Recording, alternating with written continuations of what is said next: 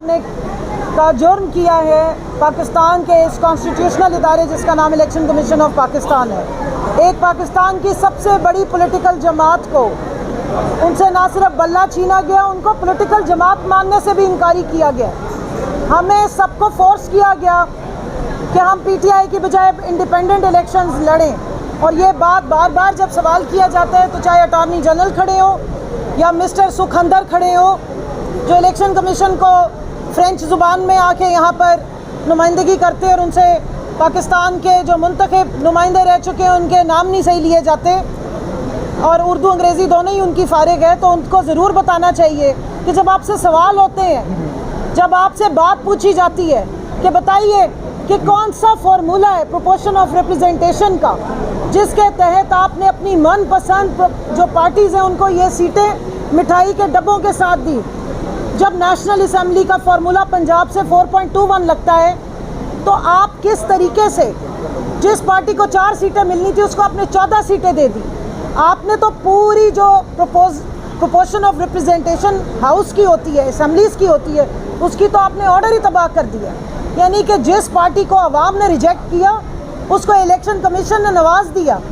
कौन सा फार्मूला था, वो कौन सा लॉजिक था, वो कौन सा मैथमेटिक्स था जिसके तहत ये सारी सीटें हमें तो मना करें जी 104 पे हम आपको सीट नहीं दे सकते, लेकिन इनको देने के लिए आइन और कानून में वो कौन सी शिक्के हैं जो मौजूद हैं कि जनाब अपनी मनपसंद पार्टियों में आप बांट दें और फार्मूले भी अपनी मर्ज़ी के लगाएं।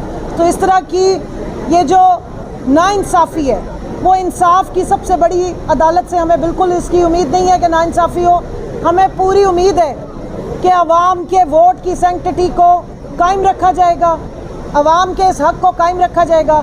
और जो एक इलेक्शन के नाम पर यहाँ पर धांधली की गई, जुल्म और फस्तायत और जबर किया गया, उसकी पटिशन इमरान खान साहब की पड़ी हुई है। अगर आपने ज़्यादा देर करनी है तो उस पटिशन को क्लब करें और इसके साथ वो केस भी सुने। आज बिल्कुल ठीक बात की जस्टिस मुनीब साहब ने और मंसूर साहब ने।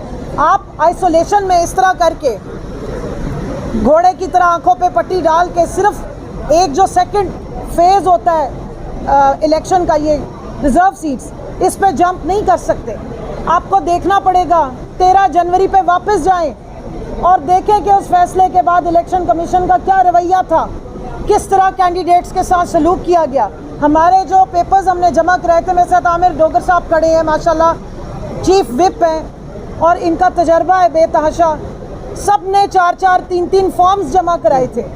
जिन्होंने पीटीआई के फॉर्म जमा कराए अपने वो फॉर्म रिजेक्ट कर दिए और अब आप यहाँ एक फॉर्म इंडिपेंडेंट का उठा के ले आए हैं। ये तो चाहते ही नहीं थे कि हमारे जो इंडिपेंडेंट के तौर पे भी अगर बेचारे कैंडिडेट्स हैं तो उनको भी इलेक्शन लड़ने दिया जाए। जो फस्तायत हमारे साथ रवा रखी गई, आरओ के ऑफिस के बाहर डाले खड़े किए गए, पुलिस खड़ी की गई, हमें स्क्रूटनी नहीं करने दी गई, हमारे प्रपोजर सेकेंडर्स को उठाया गया और आरओ ने कान बंद किए हुए थे।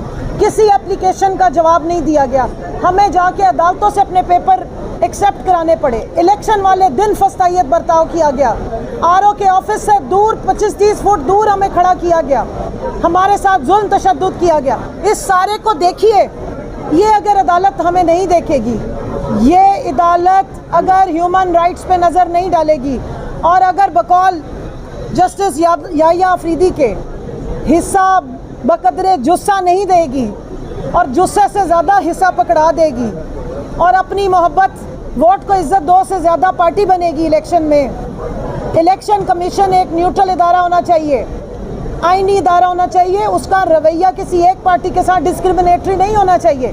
लेकिन यहाँ हम देख रहे हैं कि इलेक्शन कमीशन तो पीटीआई का नाम सुनते ही तरमिलाना शुरू हो जाता है। तो ये वाला जो इम्प्रेशन है, मुझे पूरी उम्मीद है कि सुप्रीम कोर्ट में ये डिस्पेल होगा और बाकायदा इस पूरे इलेक्शन की भी इंक्वायरी होनी चाहिए कि इस पे क्या क्या किया गया। बिस्मिल्लाहिर्रहमानिर्रहीम।